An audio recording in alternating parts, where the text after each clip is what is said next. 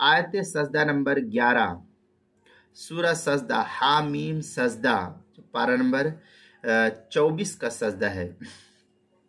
وَمِنْ آيَاتِهِ اللَّيْلُ وَالنَّهَارُ وَالشَّمْسُ وَالْقَمَرُ لَا تَسْجُدُوا لِلشَّمْسِ وَلَا لِلْقَمَرِ وَاسْجُدُوا لِلَّهِ الَّذِي خَلَقَهُنَّ إِن كُنتُمْ إِيَّاهُ تَعْبُدُونَ فَإِنِ اسْتَكْبَرُوا فَالَّذِينَ عِندَ رَبِّكَ يُسَبِّحُونَ لَهُ بِاللَّيْلِ وَالنَّهَارِ وَهُمْ لَا يَسْأَمُونَ۔ یہ سورہ حامیم سجدہ کی آیت ہے، جس سورت کو سورہ فصلت بھی کہا جاتا ہے، اور پارہ نمبر 24 آیت نمبر 37 اور 38 ہے۔ ترجمہ: اور رات اور دن اور سورج اور چاند اس کی قدرت کے نمونے ہیں۔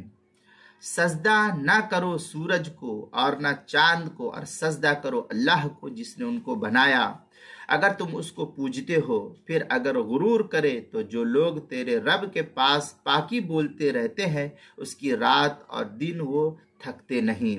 یہ تفصیل کتاب المسائل کی پہلی جلد صفحہ 530 پر اس کو نقل کیا گیا ہے۔